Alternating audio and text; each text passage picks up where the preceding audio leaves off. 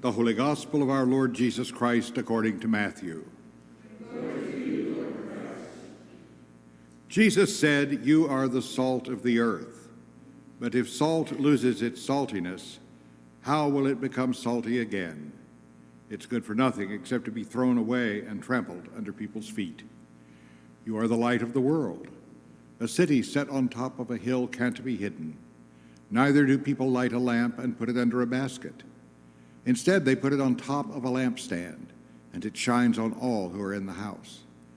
In the same way, let your light shine before people, so they can see the good things you do and praise your Father who is in heaven. Don't even begin to think that I have come to do away with the law and the prophets. I haven't come to do away with them, but to fulfill them. I say to you very seriously that as long as heaven and earth exist, neither the smallest letter nor even the smallest stroke of a pen will be erased from the law until everything there becomes a reality. Therefore, whoever ignores one of the least of these commands and teaches others to do the same will be called the lowest in the kingdom of heaven. But whoever keeps these commands and teaches people to keep them will be called great in the kingdom of heaven. I say to you that unless your righteousness is greater than that of the righteousness of the legal experts and the Pharisees, you will never enter the kingdom of heaven." The Gospel of the Lord. Praise to you, Lord Christ.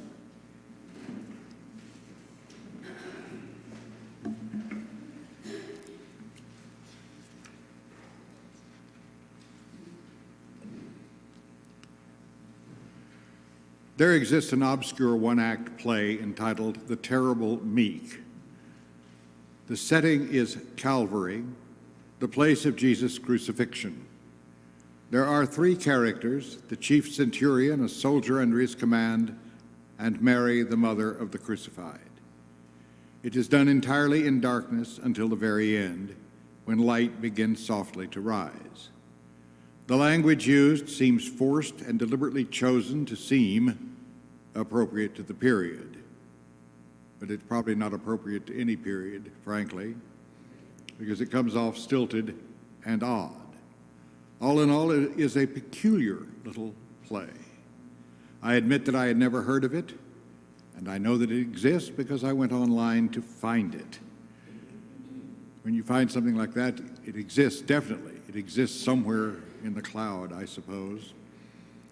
And it's not copyrighted, as the song apparently that I played last Sunday was. It had to be cut from the recording that was posted online. I found a copy of the script online. So why, you might ask, did I do this? It's because I ran across a line from the play that led me to want to know more about it, to research this thing. In the three-way conversation, a struggle rages in the mind and will of the centurion in charge of the execution. He is confronted with attempting to understand the two kinds of power being played out against each other there. After rationalizing his role in the drama, this is what I do, I kill people, he is forced to conclude that finally the power of Jesus will shake all the empires and kingdoms of this world into dust. Jesus and his followers are, he says, the terrible meek, the fierce, agonizing meek. The issue he struggles with, the question of real strength, is eternal and is contemporary as well. Is power a thing to be seized and wielded, or is it achieved in some other way? Are the strongest those who ruthlessly use their power over people, or those who exercise power with people? And this brings to a focus a central biblical theme: God's power expressed through the humble. This theme is front and center in today's readings. They can lead us to try to understand what the Scriptures mean when they speak of the virtue of humility. This is a difficult reach for most of us. It certainly is for me, who do not seek to be humble or particularly want to come to possess humility. What it does not mean is the cultivation of a subjective low self-esteem, a constant putting down of oneself. It does not mean making humility a joke, as in the sarcastic description of someone who is humble and has a lot to be humble about. It is not a matter of self-valuation at all, but a matter of conduct toward others. The biblical meaning of true humility grows out of the realization that in the final analysis, in the words of an especially piercing collect, we have no power of ourselves to help ourselves. Frankly, I am not at all sure that we really believe that.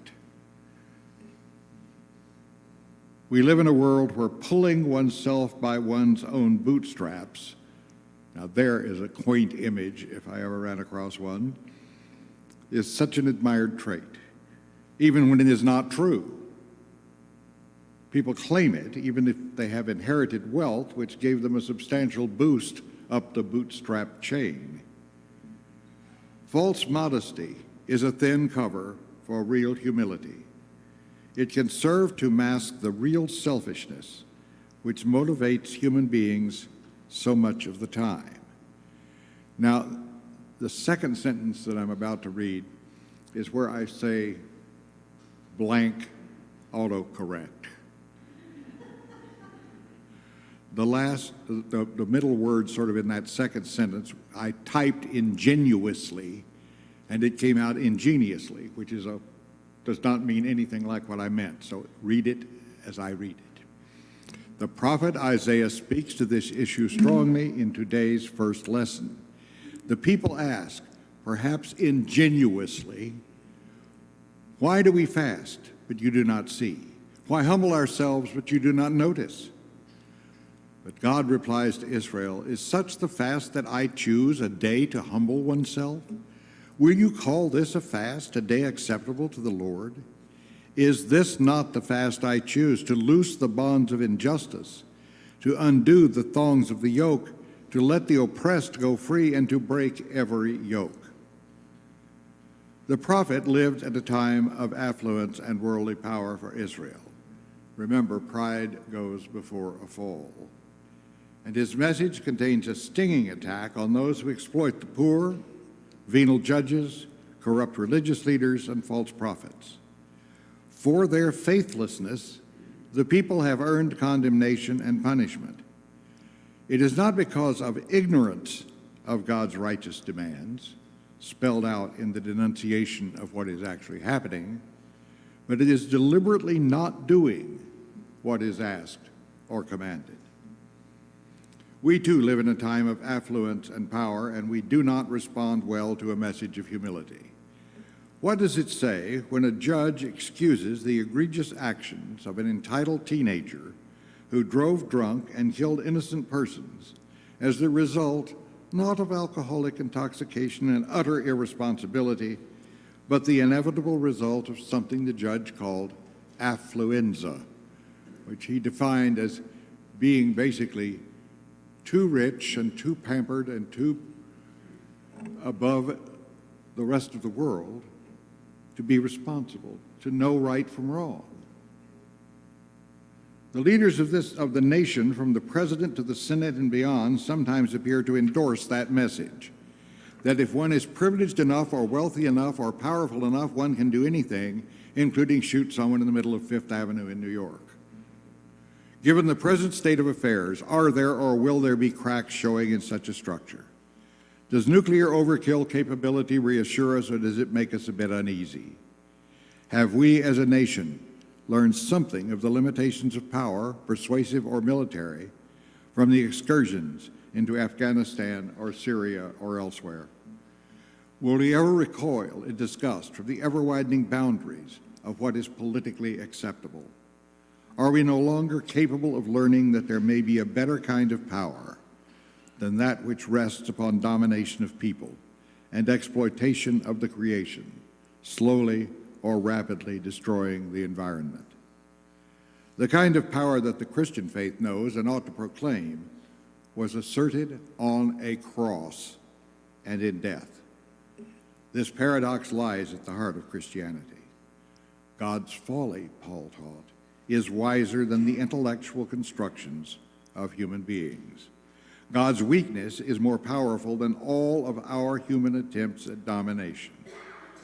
Christ, weak on the cross, has risen to make his followers know themselves as not wise as humans account wisdom, not influential as well-born and pampered. Christ makes his people carriers of a movement which swept around the world and down through the ages. Christian humility is knowing that what we do that is really ultimately worthwhile and consequential is done only by the grace of God. That brings me back to the centurion with which I began. For those who accept that it is by grace alone, when we are told that the meek shall inherit the earth, it is the terrible meek, the fierce, agonizing meek, those of whom the centurion spoke and of whom the Bible speaks.